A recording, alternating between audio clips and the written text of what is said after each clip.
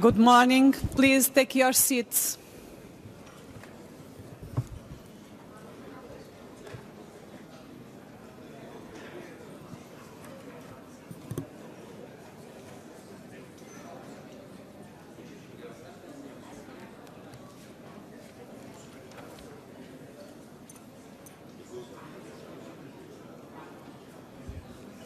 My dear friends, please take your seats. We need to start. We have a lot of items in our agenda, and time is very few.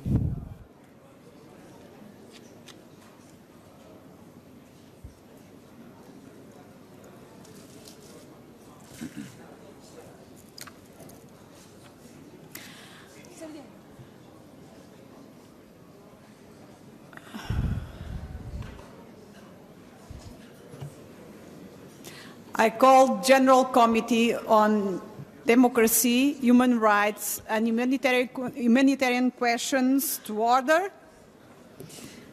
The agenda for this meeting has been distributed. Could I please invite you to adopt the agenda? Are there any objections? No? The agenda is adopted. Thank you. My dear colleagues and friends, I have two news. First one, two news, one bad and one good news. The first one is that I don't have many new things to say to you, and the good one and the last one is that is the last time that I'm sharing this committee. And I'm not going to say many times the same thing to all of you. My dear colleagues and friends, with my deep regret, some of the topics we will address here today are similar or at times almost identical to when I have raised them in the past. This persistence of the same human rights concerns and abuses is not, however, a reason to give up. We must instead redouble our efforts to overcome these challenges. The refugee and migrant crisis, filled with its tragedies, both in the Mediterranean and on land, across the OSCE region, continues to be a humanitarian crisis which puts our human rights commitments to the test. Faced with this challenge, the organization cannot afford to stay passive. There has been some movement during the last year. Nonetheless, many states have ignored their humanitarian responsibilities, instead shooting borders and hoping that crisis will disappear. Ignoring responsibility remains unacceptable.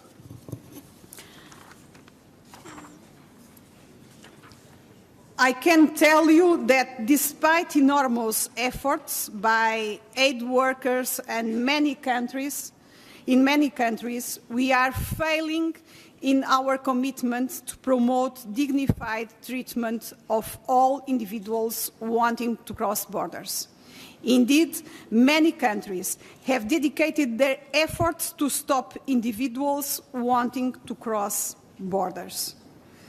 We must all work for more equitable responsibility sharing and better integration measures to ensure that migrants can contribute to society. And the OSCE can play a strong role in contributing to the coordination and burden sharing among the participating states. Elsewhere in the OSCE region, the conflict in eastern Ukraine continues to take lives of civilians and military personnel, despite the efforts of the OSCE and its participating states to solve this conflict. With about 2 million people having been forced to leave their homes since the outbreak of the conflict, we are facing a great humanitarian crisis within the region of the OSCE. Developments on the ground continue to have implications for the state of human rights in the conflict zone and in occupied Crimea. The recent release of Nadia Savchenko and other prisoners from both sides of conflict has been a constructive step towards the fulfillment of the Minsk agreements. I call on all parties to use this momentum to move ahead and fulfilling the Minsk agreements. I remain concerned about developments related to freedom of expression in Turkey. And the recent lifting of parliamentary immunity deals a serious blow to the ability for parliamentarians to fulfill their critical jobs.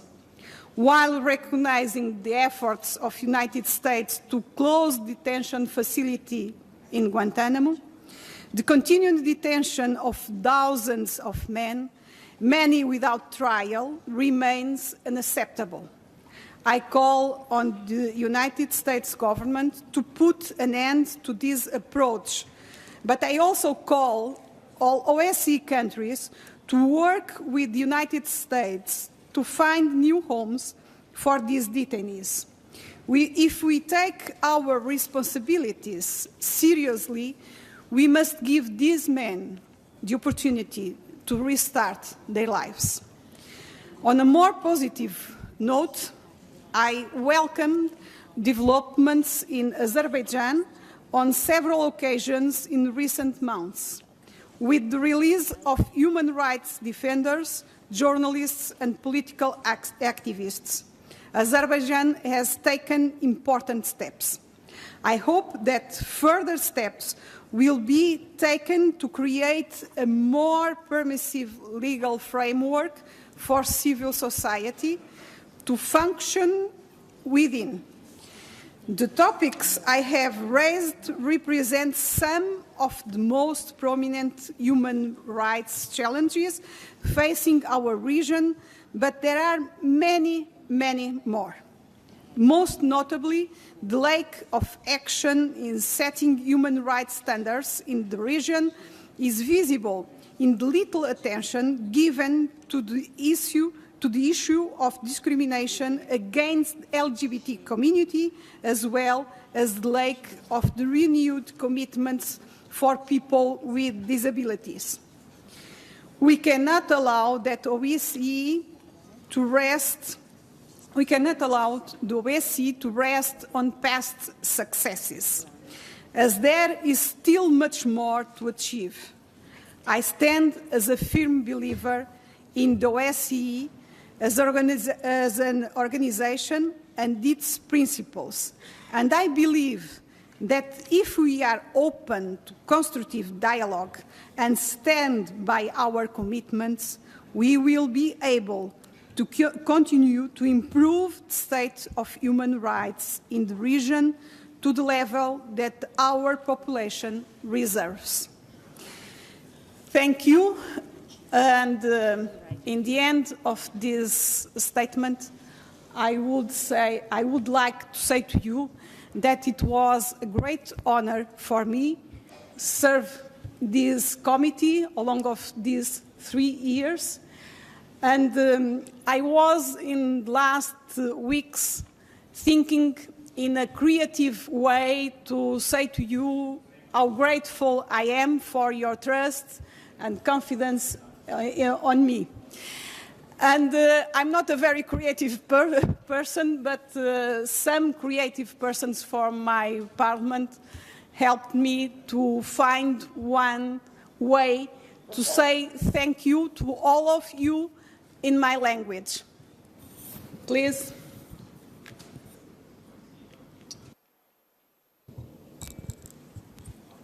Can we please have the video displayed?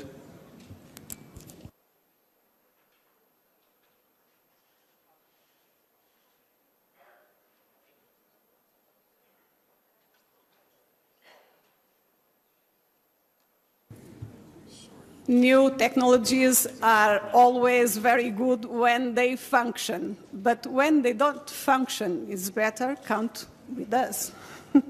So They're working on the technical issue. they are working on technical issue. If it's not possible in the next seconds, no possible. Okay. Let's move to our work now.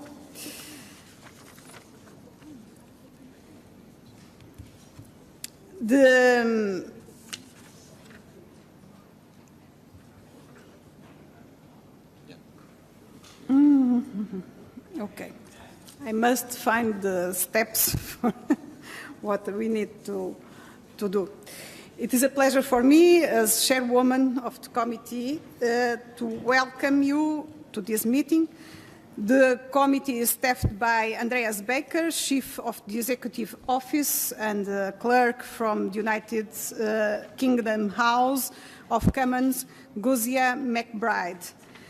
Before we begin, can I ask anyone speaking from a prepared text to hand that text to the Secretariat in advance, helping the interpreters, and in this way, we'll make our meetings more productive and effective.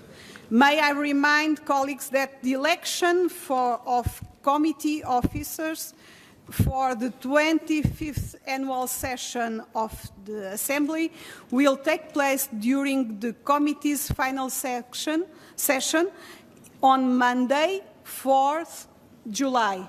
Monday, 4th July. Nominations for candidates for election should be handed into the table office no later than the start of that session, 11:13 a.m. on Monday morning. The committee is scheduled to have 4 meetings during the session. First, we have the report and draft resolution prepared by our rapporteur, Mrs. Gordana Šomić, on the theme of this year's annual session, 25 years of parliamentary cooperation, building trust through dialogue. 4 amendments had been tabled on the draft resolution. Unfortunately, Mrs. Šomić has been unable to make this session, so she has asked me to represent her as sponsor of the report and draft the resolution. For this item, I will be therefore giving the chair to Mrs. Dobezova, Vice Chair, and I will take the place of the rapporteur. In addition, this committee has been tasked by the Standing Committee to debate and consider 6 supplementary items covering the following issues: draft resolution on violation of human rights and fundamental freedoms in Crimea, proposed by Mrs. Ahafanova from Ukraine; draft resolution on law enforcement coordination to prevent child sexual exploitation and trafficking by known sex offenders, proposed by Mr. Smith from United States; draft resolution on a call for OSCE action to address violence and discrimination, proposed by Mr. Cardin from USA; draft resolution on the rights of refugees, proposed by Mr. Voisin from France; draft resolution on security challenges of migration, proposed by Mrs. Dobezova from Czech Republic; draft resolution on integration, gender-based analysis and gender mainstreaming in the response of the migrant and refugee crisis, proposed by Mrs. Fry from Canada. And a number of amendments have been proposed on the supplementary items. The supplementary items will be considered after we have finished our work on the report and draft resolution. But Andreas, that is an angel, is saying to me that the video is ready. I'm going to show you, and after we'll start to discuss our draft resolution. And sound.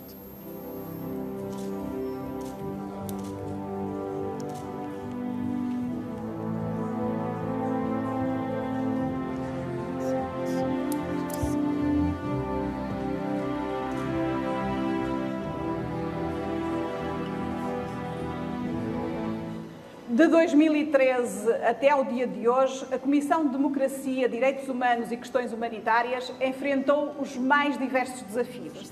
Disse presente mesmo nos momentos mais difíceis e procurou sempre estar junto daqueles que pediam a nossa intervenção. Da Astana a Guantánamo, dos campos de refugiados da Aram aos hotspots de Lampedusa, Preševo e Miratovac, fomos sempre uma voz ativa na defesa dos princípios e valores da OSCE. Debatemos ideias, desenhamos soluções, procuramos dar respostas. Poderíamos ter feito melhor? Sim, é sempre possível fazer ainda melhor. Mas para isso precisaremos de perseverar neste caminho com a consciência e tolerância que provém da percepção de que a história não pode ser revista, mas pode ser sempre acrescentada através do contributo de cada um e de todos na construção do nosso futuro coletivo. Juntos fomos mais longe. Só juntos seremos capazes de continuar a ir ainda mais longe e de estar mais presentes na vida dos cidadãos desta vasta região e construir uma Assembleia Parlamentar ainda mais forte.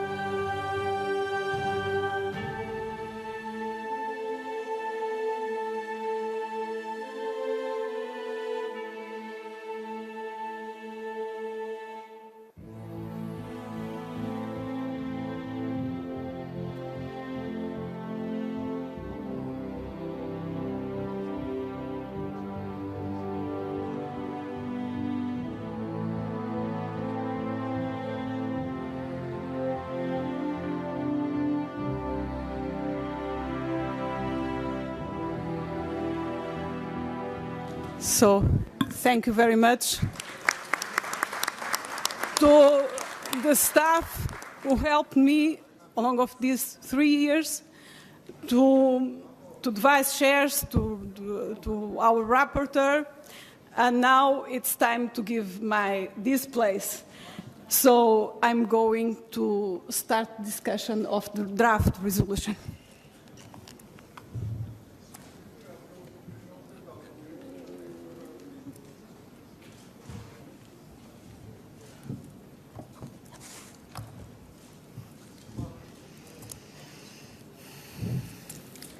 Thank you very much, Ms. Santos. I am delighted to take the floor and to chair this debate. After this video, I think we will better understand all these things said in resolution.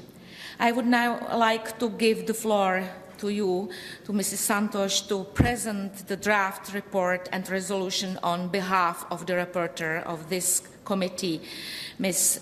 Gordana Čomić. Ms. Santos, you have the floor. Thank you. As you know, and I explained, Gordana can't be here.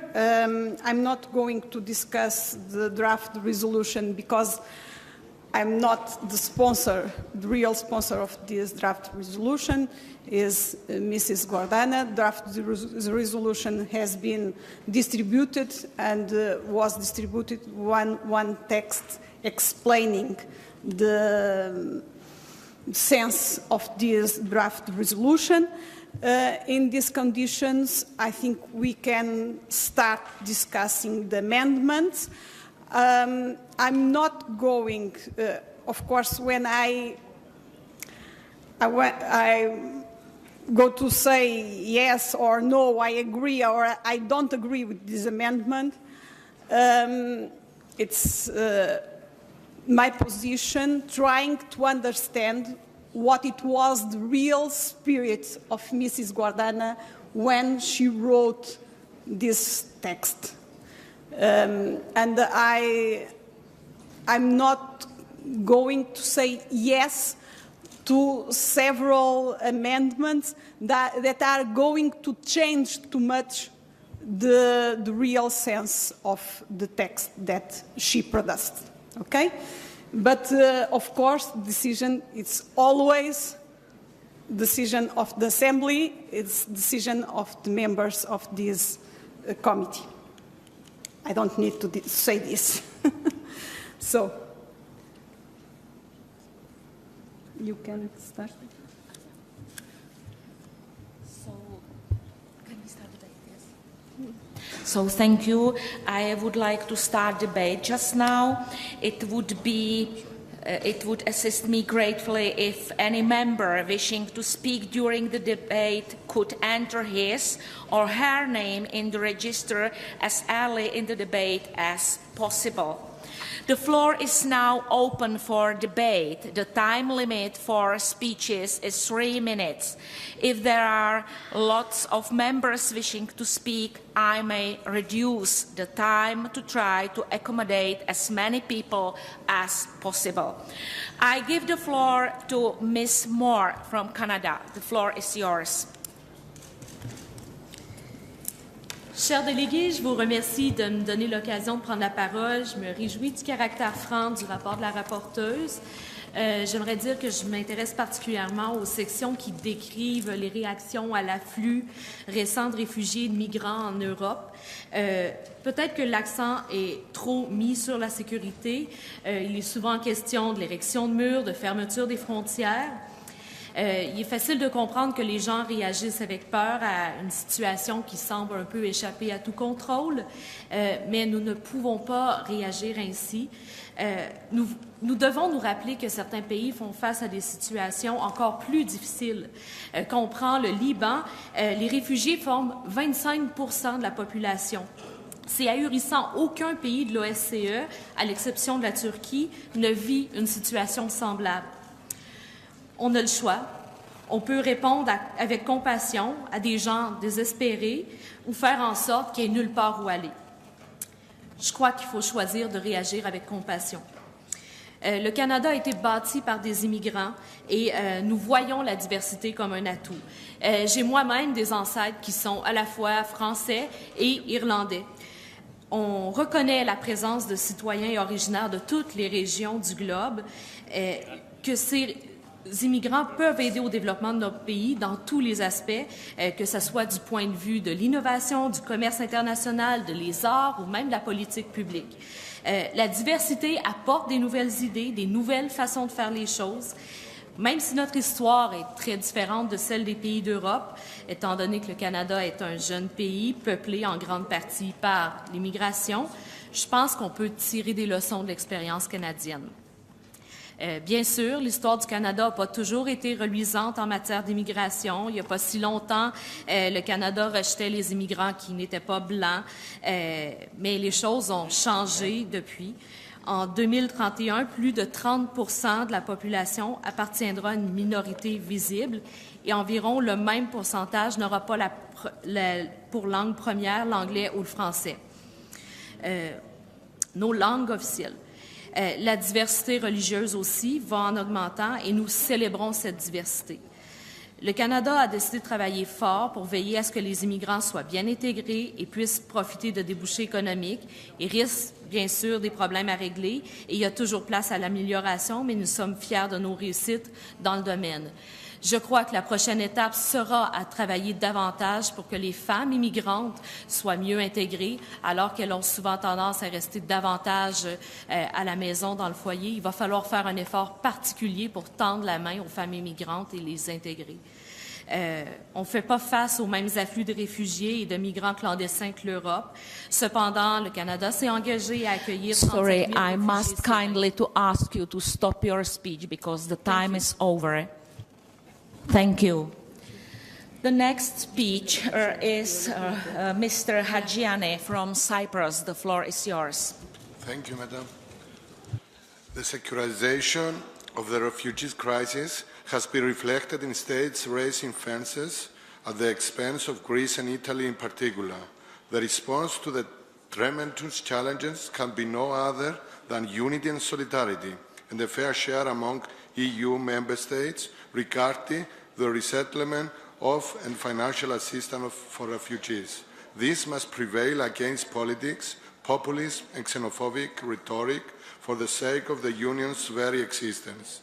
Safeguarding human rights and ensuring states' security can and must be mutually reinforcing, more so in the light of terrorist attacks perpetrated by European nationals against their fellow citizens.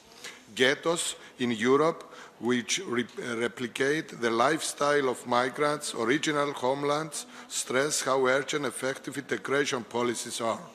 The situation in the Middle East constitutes diachronically a cynical recognition of how little human rights, foremost the right to a decent life, count for the sake of hard security concerns and interests. This is the reason why the bloodshed in Syria continues unabated and why stability in Iraq and Libya remains unattained. This is the very reason why the so-called Islamic State could emerge and grow. Against this chaotic background, the OSCE has the paramount duty of behaving and acting as the larger regional security organization, recognizing the OSCE as its integral part and as a fully fledged parliamentary organization with an oversight role regarding participating states. Compliance with their commitments is crucial in this regard. Thank you, Madam. Thank you very much. And just now I give the floor to Mr. Dobre from Romania. First of all, I want to congratulate Isabel dos Santos for his presidency. I am not only policy, but it was really a great activity. Like president of this, maybe the most important commission of our assembly. Now about draft of resolution. Migration will definitely continue to be one of the major topics on our agenda. due to its economic, social, and political impact. Respect for human rights and fundamental freedoms are the core principles of the OSCE comprehensive approach to security. Romania continues to actively support the comprehensive implementation of the OSCE principles, values, and commitments in these fields, as it shares the common democratic values and principles. We have also proven ourselves by being actively involved in the complete implementation of OSCE commitments regarding human rights, national minorities, democratizations, and policing strategies. Our country's efforts in this regard have followed the promotion of initiative, activities, and overall of OSCE in this field.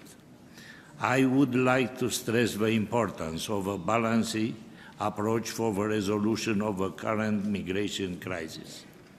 The root causes of this phenomenon must be also taken into account the mechanism of crisis management in the countries of origin and transit through the constant dialogue kept with these countries. I believe that facing this challenge of unprecedented magnitude, a fundamental reframing of the debate on migration is needed. In order to identify and implement the most appropriate instruments to be put in place in the countries of origin, transit, and destination. Tackling this issue, we need to focus especially on respecting fundamental freedoms and rights of migrants and of international standards in these fields, as well giving special attention to the rights of vulnerable category of persons as minors and women. As a final statement, I would like to assure you that Romania will maintain its proactive role in pursuing the advancement of a human dimension, as well as its specific priority in the third dimensions, freedom of the media, human rights, and fundamental freedoms. Thank freedom you. Of Thank you very much, Thank you. Mr. Dobre. I would kindly ask you to finish your speech, and before giving the floor, Ms. Kozlova, I would like to announce that in 3 minutes we will close the speakers list. So who wants to speak, please come here and write your name. And just now I would like to give the floor to Ms. Kozlova from Russia. Прежде всего, я хочу поблагодарить за представленную возможность выразить свое мнение по поводу 2 дней работы и прозвучавших выступлений. Мы рассматривали поправки к дополнительному пункту укрепления отношений между Парламентской ассамблеей ОБСЕ и ОБСЕ. И обе поправки вызвали дискуссию. Это пункт 3 и пункт 13. Почему? Давайте проанализируем. В поправке говорится, что их объединяет единая цель – укрепление безопасности, верховенства закона, демократии и уважения прав человека. Все правильно. Так как мы знаем, что по определению ОБСЕ это организация по безопасности и сотрудничеству в Европе. Не по демократии, первое слово, а по безопасности и сотрудничеству. И сегодня утром на заседании Первого комитета докладчик Маргарет Содерфельд сказала, безопасность и демократия связаны. Абсолютно верно. Поэтому считаю, что предлагаемая правильная поправка была не принята только потому, что она внесена российской стороной. Я хочу напомнить парламентариям, что каждый может относиться к России как человек по-разному, но как член ОБСЕ, парламентарий, он должен быть объективен и подняться выше своего личного отношения. И я очень сожалею, что вчера парламентарии в своем большинстве из-за необъективного отношения к России посчитали, что демократия важнее безопасности и верховенства закона. Господа, демократия без закона – это анархия. Кстати, и рекомендации по реализации совместных мер по недопущению неонацизма тоже не были приняты, так как они были представлены российской стороной. Только так можно объяснить, что этот разумный документ не был принят. Следующий пример – Крым. И тут двойные стандарты. Все время звучит захват, оккупация. Вы знаете, уже даже удивляешься. Это очевидная ложь. Был референдум в Крыму. 90% крымчан изъявили желание быть, как и раньше, в России. Было обращение правительства Крыма к президенту России, и было одобрение парламента России. То есть демократия полностью соблюдена. Я искренне надеюсь, что в дальнейшем наше взаимодействие будет основываться на принципах объективности, свойственной такой уважаемой организации, как ОБСЕ. Благодарю за внимание. Thank you very much. And just now, I would like to give the floor to Mr. Senko from Belarus. The floor is yours.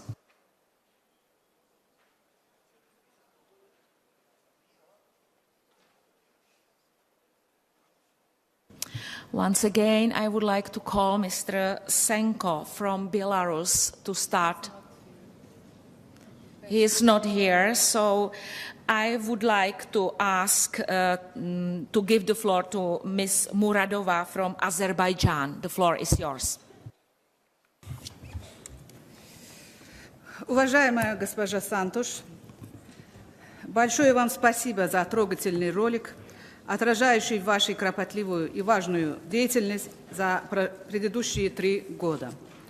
Сегодня мы лицом к лицу столкнулись с ситуацией, которая многим кажется достаточно противоречивой и безвыходной. Полностью с вами согласна в том, что в условиях нехватки идей и политической воли нынешний кризис стал настоящим испытанием для стран ОБСЕ.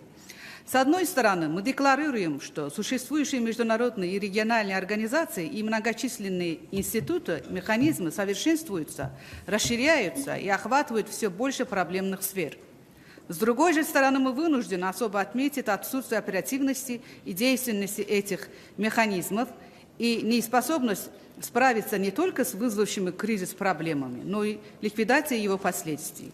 Затронутые в докладе проблемы мигрантов и беженцев обещают небезопасное будущее для нас всех.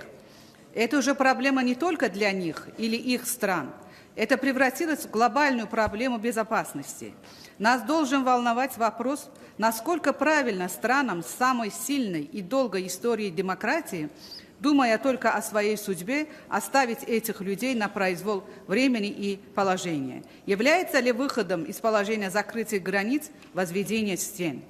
Колючая проволока создает ограничения не только тем, кто представляет отдельную культуру и религию, но и тем, кто проводит эту границу.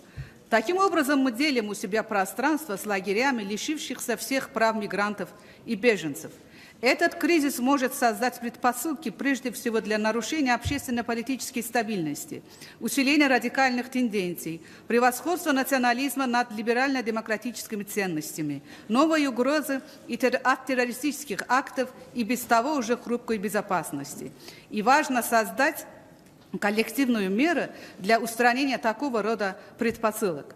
Созерцая изнутри такую структуру, как европейское сообщество, становится ясно, что этот кризис анонсирует чрезмерно серьезные проблемы для ОБСЕ, ее институтов и нашего региона.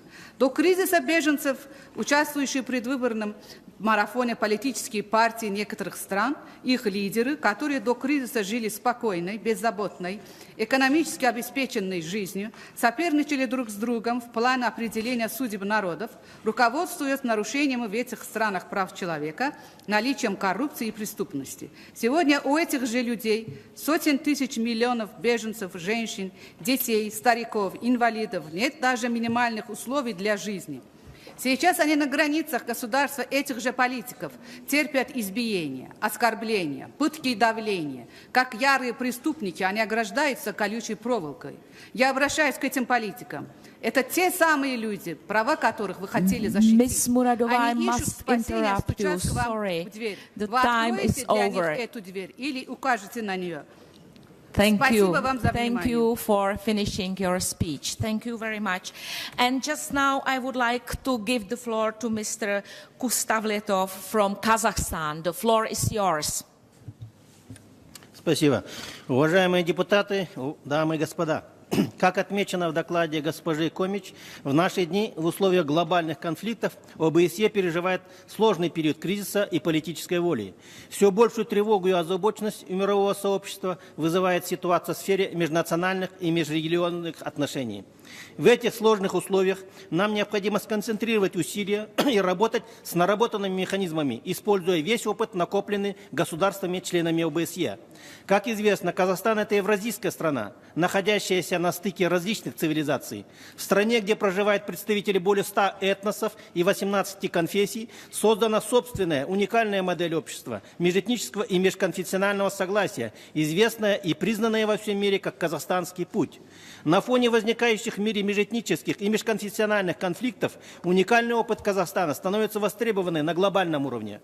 По инициативе президента Нурсултана Назарбаева в Казахстане уже более 13 лет ведет активную работу съезд лидеров мировых и традиционных религий, усилия которого направлены на объединение духовного и нравственного потенциала мировых религий для противодействия общим вызовам. В этом году, 31 мая, в Астане мы провели международную конференцию на тему религии против терроризма, в работе которой приняли парламентарии, в том числе из парламентской ассамблеи ОБСЕ, религиозные деятели, руководители международных организаций. Конференция станет логическим продолжением диалога политических и религиозных деятелей, начатого в рамках съезда лидеров мировых и традиционных религий. 29 августа в Астане состоится еще одна международная конференция «Построение мира без ядерного оружия», посвященная 25-летию закрытия Семипалатинского ядерного полигона. Ожидаем участия в его работе руководителей международных организаций, авторитетных политиков, членов парламентского сообщества, экспертов и представителей гражданского общества. Соорганизатором конференции выступает Союз парламентариев за нераспространение ядерного оружия и разоружения.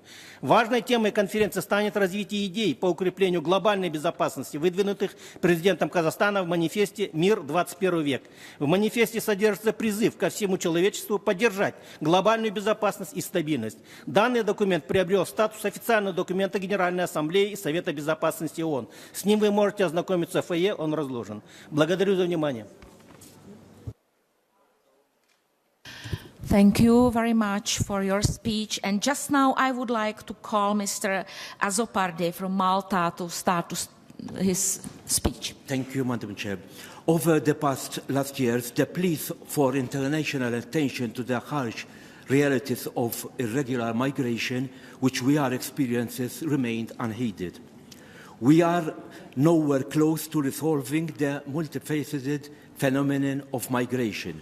It is high time we should begin by establishing the basis for dialogue between all the stakeholders involved in our immediate region and beyond. Our efforts also need to be increasingly focused on avoiding the risk of falling either into one extreme or the other. What we should be after is a sense of balance and certainty, certainly not the building of barriers and creating more difficulties. The OSCE participating states should strive to ensure that levels of assistance to countries on the east and west of Vienna are based on assistance modeled on the specific needs and priorities pointed out by these countries themselves. Furthermore, these countries should be fully engaged in the process at all times. It is high time we actually listen to what they have to tell us about their own needs. We have to understand that both regions are facing entirely different challenges and prospects and are rooted in entirely different geographical and political contexts. The solution of the migration crisis affecting mostly the central Mediterranean is heavily dependent on the stabilization of Libya. It is even more so nowadays, with an evident absence of the rule of law across all Libyan territory and practically complete collapse of any organized authority. The success of our desired goals in countries like this depends on their rebuilding of trust between themselves and trust between the international community. Thank you, Madam Chair. Thank you very much for this speech. And just now I would like to call Mr. Vysotsky from the Ukraine. The floor is yours. Thank you, Madam Chair. Thank you, distinguished members of our Assembly. My Russian colleagues, as always, were trying to state that the illegal annexation of Crimea, that the so-called illegal referendum was a political coup, was a legal act. But I want to stress that our committee is all about human rights. It's all about human dignity. It's all about the right of a being to have a wealthy, comfort, and normal life. I just want to tell you about one man. His name is Gennady Afanasyev. He's one of the political detainees that was captured in Crimea by Russian occupation authorities and came back recently to Ukraine. I have a statement of Gennady Afanasyev in his interview, and he he told us about what did Russian authorities did him in Russia while he was detained. I will make a statement on behalf of Gennady Afanasyev. They put me naked on the floor. I was laid down. They took a police bat and touched my private parts. Then they took the soldering iron machine and they said, "We will put it in your anus. You will not be able to sit. You will not be able to go to bathroom." Then they put gas mask and put water inside. I was drowning, and so on and so on. We have a numerous number of tortures that is happening now in Russia to the Ukrainian captives, to the Ukrainian detainees. We have major violations of rights of Crimean Tatars in Crimea. As you know, Russian court prohibited Majlis of Crimean Tatars, National Assembly of Crimean Tatars. Now every and each member of Majlis is prosecuted in Crimea. Ilmi Umerov, one of the heads of Crimean Tatar Majlis, is prosecuted. Rifat Chubarov, Mustafa Jamilov, they can't even get to Crimea because Russian authorities banned them from entering Crimea. It's a major human rights violation. And when we hear in this assembly that we must not put, for some members, we must not put sanctions to the members of the assembly. We must not put sanctions to the member states. I want to stress that one of the member states is violating human rights and committing crimes against humanity. We have numerous witnesses, and if you want to know more, please come at 1:30 p.m. at the hall number 3. We will present the report on the human rights violation of occupied Crimea. Thank you very much. Thank you very much. And just now, I would like to call Mr. Japaridze from Georgia. The floor is yours. Thank you very much. Madam Chair, I'd like to start, first of all, of course, with thanking you, Madam Chairwoman, Santos, for your excellent work. And I'd like to commend those who wrote this report, very important one, very essential, I would say, backbone of our OSCE activities, and especially of activities of Parliamentary Assembly. And I'd like to use, this floor to share, with two pieces of experiences with you in the context of human rights, and because I represent a country where, Russian tanks are just staying while we are discussing, different very important issues. Russian tanks are staying just 40 kilometers from that very place, and I represent a country which is, occupied, dismembered, where villages are, divided, cemeteries are divided, families destroyed, and hundreds of thousands of people are displaced, and people being, kidnapped and even killed. So I'd like to think about country, Georgia, in the context of human rights in this very, very concrete respect. And the second piece, Madam Chair, I'd like to talk about, which is also about human rights, but it's about essence of power, because I represent a country where just a couple of years ago media pluralism was, oppressed. Human rights were just, just crumbled down. So I think we need to keep all these new elements and all this, whatever I talked about in our mind. But again, we need to look not into the past, but to try to look into our, future, and keep in mind that human rights is one of the essential elements of any country's foreign policy. And I'd like to assure you that the current government of Georgia, citizens of Georgia, are absolutely confident that foreign policy and human rights are just one element of broader policy initiatives that our country is going to make. Thank you.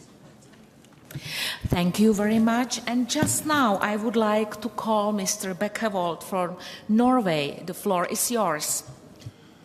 Thank you. Let me also start thanking Isabel Santos for her excellent work in this committee, chairing this committee, 3 years fighting for human rights. I want to thank you for that. I want to speak a little bit about the migrant issue. After the Second World War, European countries saw the need for an international convention of refugees. This was based on their own experience from the war, where hundreds of thousands of people have been forced to flee and leave their homes in the middle of Europe. Sadly, it seems today that many Europeans have forgotten their own recent past. It is important for us to remember that international law protecting the rights of individuals, such as the Universal Declaration of Human Rights, also applies nationally and must be adhered to when adopting national laws. This also applies when new legislation is speedily introduced to handle the challenging situation related to migration. I am of the opinion that the Dublin Treaty must be reformed. The way the treaty works now, it does not contribute to a division of responsibility between the European countries, but leaves most of the responsibility to Greece and Italy. If we are to find a more sustainable way to solve the situation, the treaty must be reformed so that the responsibility is more evenly distributed. In my view, the migration crisis demonstrates the need for an European and global joint action. The volume and impact of it is not something we can solve only at national level. I acknowledge that there is a need for border monitoring in this situation. This is a complex task. The OSCE and ODIHR have offered assistance to Balkan countries, but have received no response. Why not use the instrument and joint mechanism we actually have in this situation? That is a question I really want to ask. Thank you. Thank you very much. And just now I would like to give the floor to Ms. Fry from Canada. The floor is yours.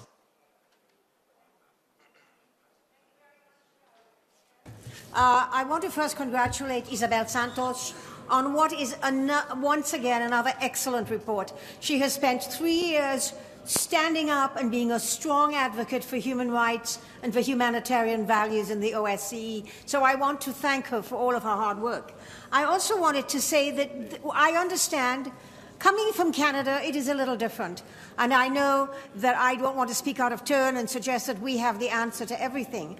But I would like to say that it is very important that we stop using the fact that we are conflicted on many of these issues, that we don't know the difference between humanitarian security and hard security, and that we use the one to stop us from becoming able to accept refugees. In the First and Second World War, Canada opened its arms to refugees. There has always been a problem about deciding who is a safe person and who isn't a safe person. A democratic country has to take that risk.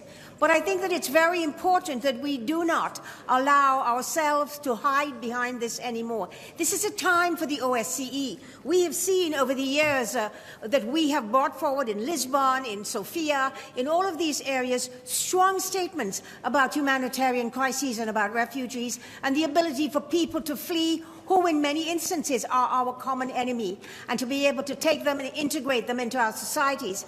I think it's time for the OSCE to say that together, as 57 nation states, we will come together, find ways to look at common screening, find ways to divide up the burden so that we all share the burden, all 57 nation states, and that we look to this issue as something that we ourselves have learned from in the past.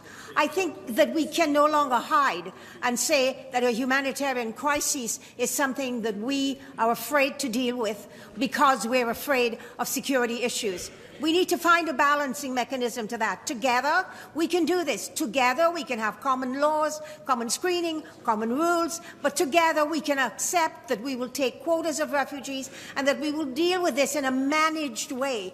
This is not going to end. This is going to continue. And if we don't do anything, this will not be a sustainable situation. And at the end, it will in fact threaten the security of all of the OSCE when we have displaced and homeless persons walking around our states with nowhere to go, people with nothing, who have nothing to fear, who have nowhere to go, who have nowhere to give their children a future, will rise up. I think we need to accept that this is something we need to work on. And so I want to thank Ms. Santos for once again pointing out to us that we cannot hide behind fear, that we must set up a strong, concrete action plan together. Thank you. Thank you very much for your speech, Ms. Fry. And just now I would like to call Ms. Ostrikova from the Ukraine for her speech. The floor is yours. Thank you, Madam Chair. Among many challenges that exist, the most glaring violations of human rights now take place in the Russia-occupied territories of Ukraine, areas where the international organizations are not allowed by Russia and terrorists supported and supplied by Russia to enter and establish a permanent monitoring. Situations of occupation become human rights ghettos. Independent international missions report about critical human rights situation in the occupied areas of Ukraine, Donbass and Crimea.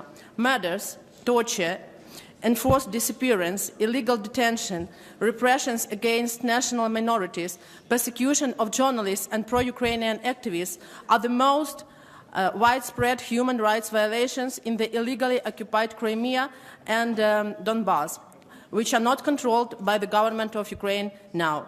According to the UN estimate, a total of at least 9,300 people killed and at least 21,000 injured in the Donbass for the last 2 years.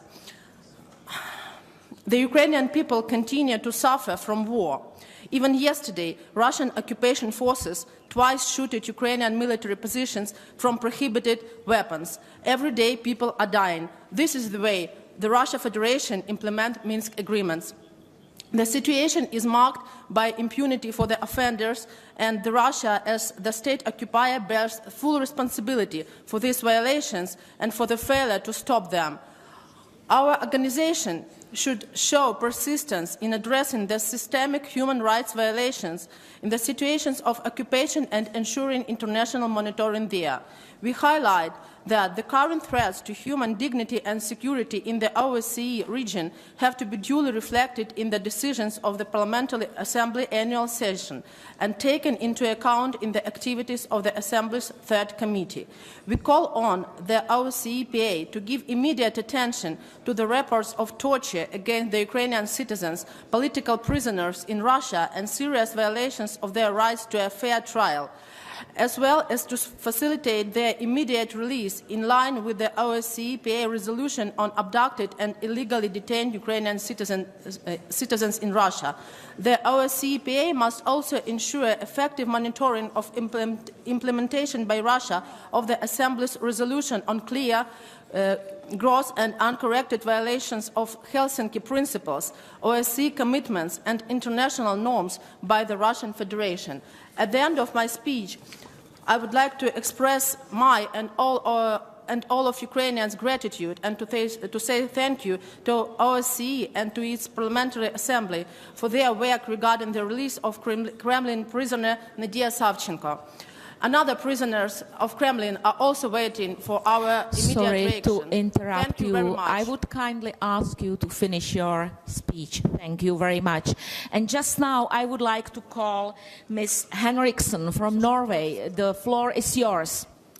Thank you, Mr. Speaker, and thank you, Ms. Santos, for your excellent work in the 3 years. I would like to address protection of female migrants and refugees. Amnesty International reports that many women and girls fleeing their homes feel insecure and under threat on their journey through Europe. Many give accounts of physical violence and sexual abuse, including from law enforcement officers in European countries. All these countries are OSCE member states. In Germany, a 22-year-old woman from Iraq reported that a uniformed security guard offered her clothes in exchange for, quote, spending some time alone with him, end of quote. Women and girls traveling alone are peculiarly vulnerable. Women report that they feel especially exposed in transit camps in Greece, Croatia and Hungary, where they are forced to sleep and share toilet facilities with male refugees. As a result, some try to avoid difficult situations by not eating nor drinking. It is dramatic that so many women, having lived with the horrors of war in Iraq and Syria and having risked everything to bring their children to a safer place, instead are exposed to violence and abuse in Europe without sufficient protection. I am pleased that this issue is mentioned several times, for instance in Mrs. Comic's report and the supplementary item supported by Mrs. Fry. The supplementary item on integrating gender-based analysis and gender mainstreaming in the response to the migrant refugees crisis raises awareness on many of the most pressing challenges female migrants and refugees are facing today, and we need to address these issues more clearly. In addition, we, as parliamentarians, must ensure that our common international commitments, both UN and ILO conventions, are being addressed and discussed in our parliaments. We all have signed up to international standards that outline how we host and protect the migrants and refugees. I urge all the OSCE members to address this issue in their parliaments so that these conventions can be realized and fleeing women protected in every country. Thank you. Thank you very much to keeping the limit time. And just now I would like to call Mr. Nabizadeh from Azerbaijan. The floor is yours. Mr. Chair, dear colleagues, human rights is fundamental and basic principle, and it was stipulated in your report. And we, of course, understand that human rights is a right of one man and of rights of, for example, 1 million of refugees of Nagorno-Karabakh that was located in Azerbaijan and was solved and settled by Azerbaijan by its own power without any assistance, and exactly the same amount now located in Europe. Turkey faced with 3 million refugees, and we understanding that we must create real mechanisms of controlling of this situation. We must avoid basic of such migrant problems creating. The OSCE region is living through challenging time in terms of upholding of shared norms and commitments in all three dimensions of security. Unfortunately, the third dimension is not an exception in this regard. Growing instance of intolerance and discrimination in light of current migration and refugee crisis threatens the values of and traditions of mutual respect and coexistence. It poses real challenge to stability of our society, leading to radicalization and extremism. In this difficult time, we have no option other than directing ourselves to the ideas of multiculturalism, tolerance, and non-discrimination. Within this context, I would like to draw your attention to the fact that this year is marked as Year of Multiculturalism in Azerbaijan.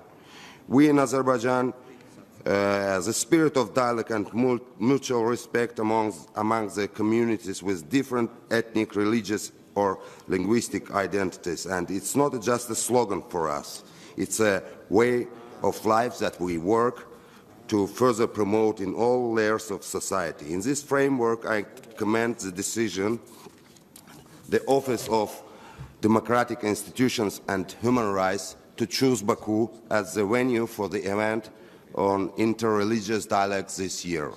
I am confident that this event will be an excellent opportunity for OSCE community to exchange best practice in the field of draw lessons from existing practice. I am strong believer that participation of OSCE members in this event would not only be a clear demonstration of our commitment, but also a real contribution towards attaining these goals in our respective societies. In this regard, I cordially invite all my colleagues to participate in this event. I must ask you kindly to finish your speech. Thank you. Thank you very much for my colleagues the to limit. participate in this event in Baku. Thank you. Thank you very much. Thank you, Mr. Chair. Thank you. And just now, I would like to give the floor, Mr. Tsereteli. The floor is yours. Thank you, Madam Chair.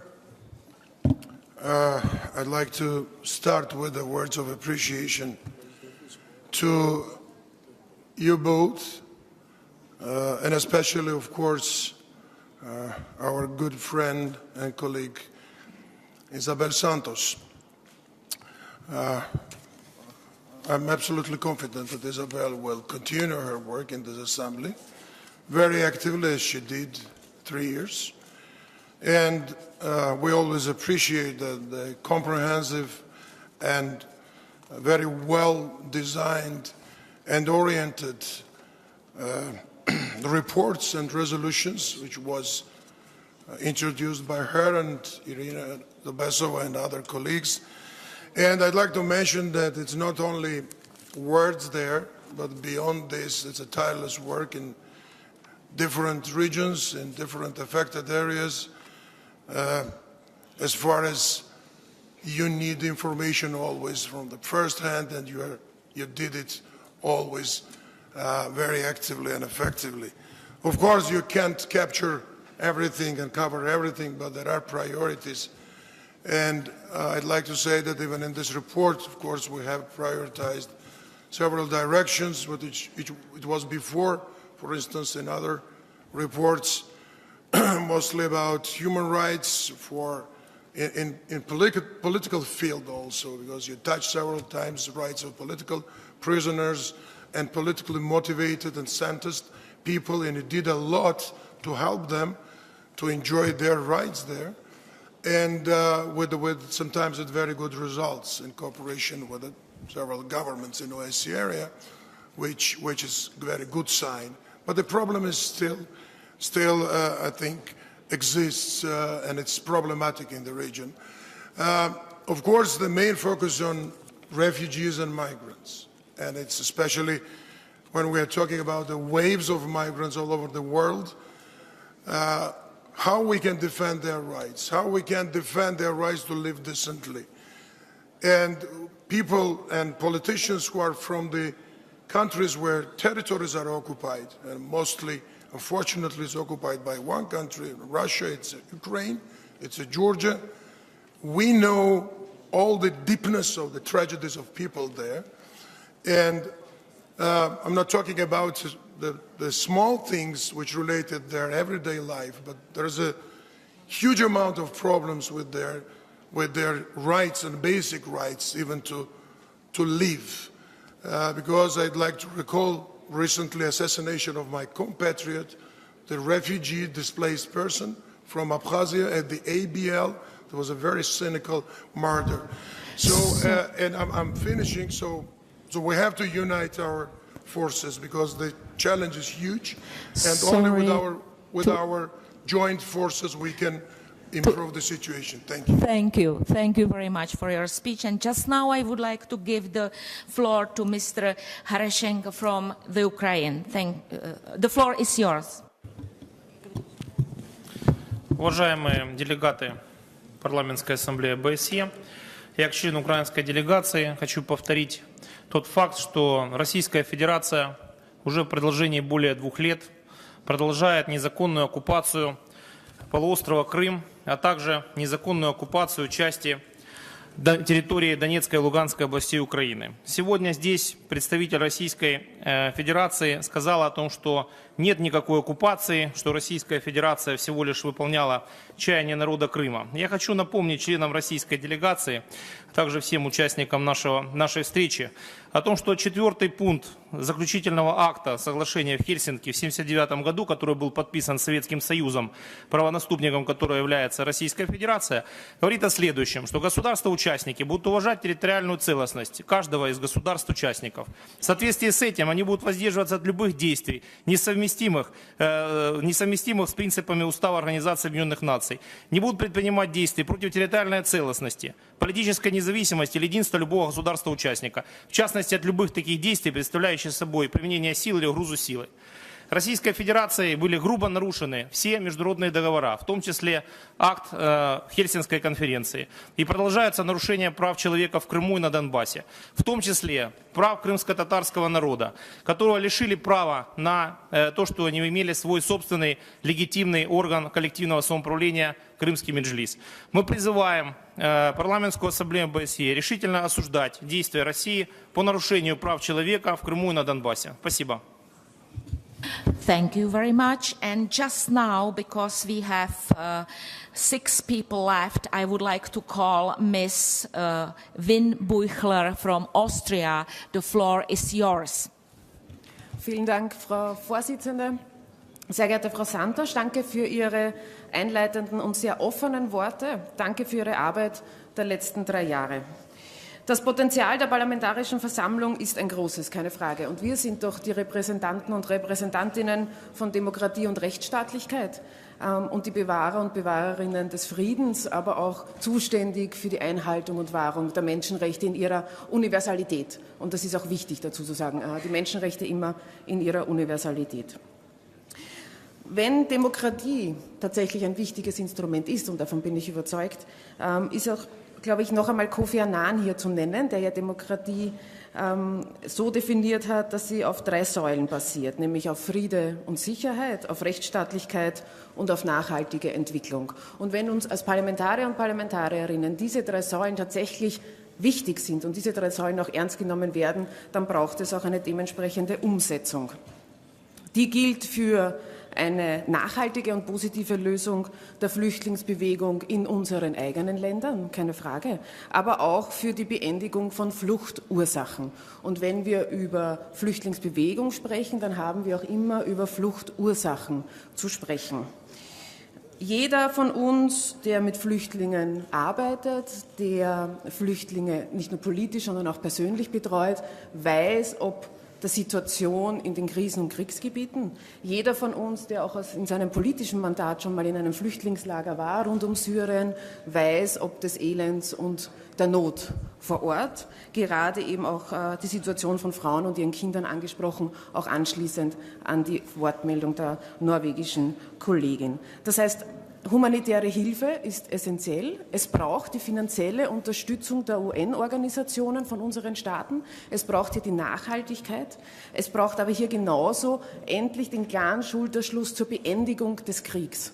Solange Waffengewalt vor Diplomatie steht, solange die militärische Aufrüstung tatsächlich wichtiger ist als Verhandlungen, solange müssen wir uns auch in unseren eigenen Staaten, aber auch innerhalb der OSZE nicht wundern, dass Flüchtlinge versuchen, Schutz und Sicherheit zu finden in unseren Ländern. Und solange das in keinem Schulterschluss zusammengefasst wird, solange haben wir auch die Fluchtursachen tatsächlich nicht nur die Fluchtursachen zu beleuchten, aber auch tatsächlich zu behindern. Stoppen wir doch gemeinsam endlich den Krieg und die Kriege und Krisen auf dieser Welt und dann diskutieren wir weiter über tatsächlich die Situation vor Ort. Danke.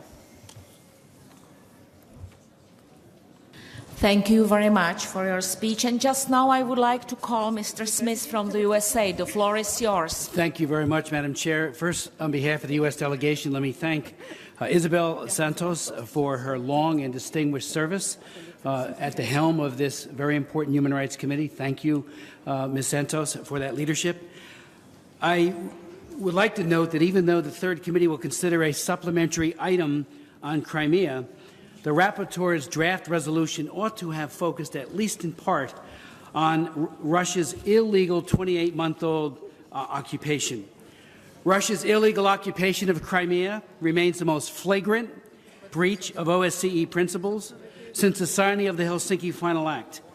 Russia continues to violate each of the 10 core OSCE principles, including territorial integrity of states, inviolability of borders, sovereignty, and human rights. In addition, Russia's Crimean land grab violates other norms of international law, including the UN Charter, the 1994 Budapest Memorandum, and bilateral Russian-Ukraine agreements. Human rights, Madam Chair, are fundamental, but they're missing in Crimea, and it's largely because of the Russian occupation. Russian anti-extremism laws have been used to criminalize nonviolent behavior and to stifle free speech.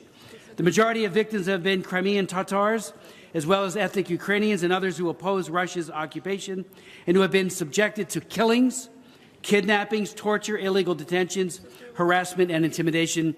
Even the OSCE cannot monitor and has been precluded that option. Our concern, our empathy, and our solidarity must be for the people of Ukraine, including those living in Crimea, and that concern must never abate or be diminished. I thank you and yield back. Thank you very much for your speech. And just now I would like to call Mr. Fava from Italy.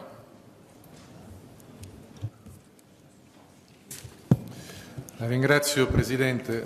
Mi permetta di rivolgere un ringraziamento particolare alla Presidente Santos per questi anni di prezioso e attento lavoro alla guida di questa Commissione. Io ho apprezzato questa risoluzione, ma credo che manchi un riferimento a quello che considero un presupposto per poter parlare di diritti umani, e cioè il tema della libertà di stampa e di informazione, sul quale c'è soltanto un accenno abbastanza vago. Ed è una precondizione che io considero fondamentale soprattutto perché mi sembra particolarmente fragile e precaria in questo tempo. Se noi guardiamo indietro scopriamo che in questi anni ci sono state migliaia di giornalisti arrestati, molti procedimenti giudiziari utilizzati in modo pretestuoso per colpire e censurare l'informazione, più di 1000 giornalisti sono sottoposti a processi negli ultimi 3 anni soltanto in Turchia, molti giornali chiusi, molte censure che sono state effettuate. Io credo che questo sia un punto fondamentale, perché noi possiamo parlare di diritti umani soltanto se siamo in condizione di farlo con assoluta libertà e con assoluta verità. Per cui più che proporre un emendamento vorrei proporre un supplemento di attenzione a questa Assemblea al tema della libertà dei media, che è un tema fondamentale affinché ciascuno degli altri temi che questa Commissione affronta possa svilupparsi sul piano dell'assoluta limpidezza, dell'assoluta trasparenza e dell'assoluta verità nei confronti di tutti. Grazie. Thank you very much for your speech. And just now I would like to call Mr. Farrugia from Malta. The floor is yours. Thank you, Madam Chair. Colleagues, we are all migrants in one globalized world. The recent migration has made clear that humanitarian protection and the rights of asylum seekers were placed on a secondary level to national security. Every participating state of the OSCE who is signatory to the 1951 Geneva Convention must comply to protect asylum seekers' fundamental human rights. It is therefore crucial to show solidarity with those states which are receiving large amounts of people in a short time, with those states which are unable to host asylum seekers decently. Furthermore, to prevent catastrophes and large-scale loss of human lives, asylum seekers must be given the opportunity to leave their country through legal channels. Any agreement that does not provide asylum seekers with the real chance to seek protection and which could possibly constitute a pushback is a crime against vulnerable human beings in search for peace and political stability. Furthermore, governments must take adequate measures to protect the families of asylum seekers, and in particular to preserve the unity of families of refugees, including in cases of which the head of the family has met the criteria for admission into a country, and to ensure the protection of refugee children, including unaccompanied minors and young girls. Any new policy on migration must immediately address the following. 1. Reduce the incentives for irregular migration. 2. Have better management of border controls and emergency resettlement mechanisms. 3. Develop a new policy for migration that revises the Dublin Convention. And 4. Positively use the human resources, especially those of very skilled and academic migrants, to positively sustain Europe's economy. Malta has been exemplary, and despite it being an overpopulated island state at the peripheral border of southwest Europe, in migration we have always been so. And therefore, I urge that we all uphold to the recommendations of the November 2015 EU-African Summit that was held in Malta. I thank you. Thank you very much for your speech. And just now I call Mr. Battenmer from Ireland. The floor is yours. Thank you, Professor. Thank you. This morning, may I commend Ms. Santos for her excellent report and commend her for her work on a rapporteur. We meet at a crossroads, and if we're to reflect upon the report presented to us, then there is a need to take action. And Ireland has always called for a consistent dialogue, but also for an approach that addresses the root cause. And today, in listening to the speakers, Madam Chairperson, our focus must be on recreating the energy around human rights. And as I speak as a member of the LGBT community, where we've seen the trampling of rights in many parts of the world, and just last week in Istanbul. And this morning, if we are to focus on what human rights mean and how they can be attained, then our political discourse must have outcomes and actions, because history will not be kind to us if we continue to abdicate our responsibility. And the report presented to us is one that we should look at in the context of the whole globalisation of the world, where we have seen the erosion of democratic principles. My learned colleague from Italy is right. The freedom of press, the freedom of being able to participate in democracy is being questioned. And for us to retain our value and our import, then we as parliamentarians must work in unison to prioritise human rights, in particular, if I may, in the context of the migrant crisis, the whole erosion of LGBT rights across the world, and the interference with democratic principles of elections and the reporting on elections. But I commend the report, and I commend Ms. Santos for her excellent presentation this morning. Gurmagat. Thank you very much. And just now, I would like to give the floor Ms. Landry from Belgium. The floor is yours. Oui, merci. Tout d'abord, je voudrais remercier Madame la Présidente, Madame Santos, pour son excellent travail durant une très longue période. Chers collègues, l'année dernière, la crise migratoire a touché beaucoup d'États membres et l'Union européenne n'a pas parlé d'une seule voix et il y avait un manque de solidarité entre les États membres. La crise des réfugiés est un phénomène compliqué avec beaucoup de causes et je plaide déjà longtemps pour une coopération renforcée entre les États membres et aussi évidemment avec les autres pays qui ne sont pas membres de l'Union mais qui sont aussi confrontés avec la crise des réfugiés. Tout d'abord, il faut prendre des mesures qui attaquent aux causes de la problème, la guerre, les conflits, la pauvreté. Et pour cela, la diplomatie et les interventions militaires peuvent apporter une réponse. Aussi, une coopération au développement et une politique économique sont nécessaires. Je plaide aussi pour un accueil adéquat des réfugiés dans des régions à proximité des zones de conflit, mais aussi une protection adéquate dans nos pays. Il faut éviter qu'un petit nombre de pays à la frontière extérieure de l'Union européenne soient confrontés avec toute la pression migratoire et il faut éviter également qu'un certain nombre de pays, comme l'année passée, c'était le cas pour l'Autriche et la Suède, qu'un certain nombre de pays accueillent un nombre proportionné de demandeurs d'asile. Deuxièmement, je voudrais parler de la discrimination qui est aussi un sujet épineux pour beaucoup de personnes, tel que nous avons pu constater avec la crise migratoire et le Brexit. Dans les faits, ce n'est pas toujours le cas, mais la migration constitue souvent une plus-value, non seulement pour les migrants, mais aussi pour nos sociétés. Il ne faut pas rester non plus aveugle face aux changements liés à une plus grande diversité. Dans un premier temps, il convient de faire en sorte que cette diversité puisse s'exprimer dans notre société. C'est ainsi que nous pourrons contrecarrer toute forme implicite ou explicite de racisme et de discrimination. Et les autorités publiques jouent un rôle crucial à ce sujet.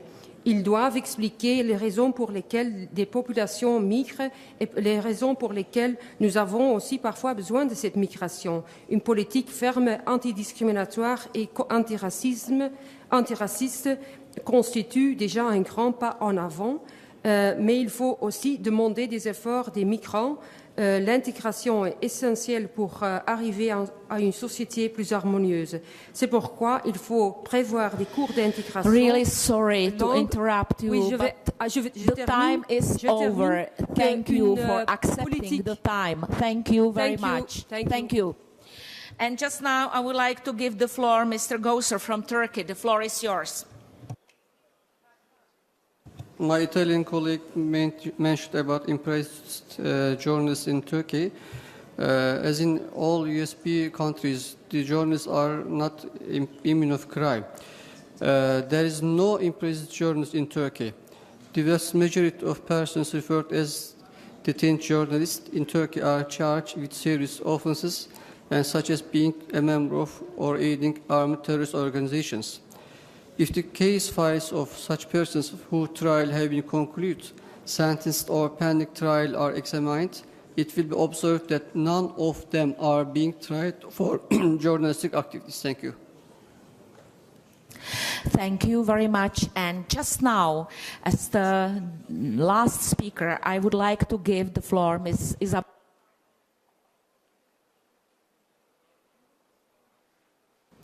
Thank you. Only very few notes. Of course, we need to discuss more about freedom of speech, media freedom. But I think that we have one representative in the governmental side for media freedom, and sometimes here we forgot a little bit to discuss that. I think it's a real problem, and we must face that problem. This draft resolution is not the solution for all our problems, of course, it's not. We don't have a real solution for the problem of migrants. We don't have here the solution of political prisoners. We don't have here the solution of protracted conflicts. We don't have here one magical solution for all human rights violations. But today here, I heard a lot of times one key word, that is together. Yes, and I truly believe that together, as I said in the video, we achieve more. Together, we are capable to do more, and together, we will be capable to find new solutions for, I think, very old problems. But one day, I really believe on this, one day we will achieve the solution. I'm not going to say too much, I propose that we move to discussion of the amendments. Thank you, Madam Chair. Thank you very much, all of you who joined this discussion because you wanted to express your opinions on this very crucial topic, which is a big challenge for all of us, all members who are sharing OSCE area. Just now, because the time is over, I must say that we will finish just now the debate and we don't continue with amendments because the time is over.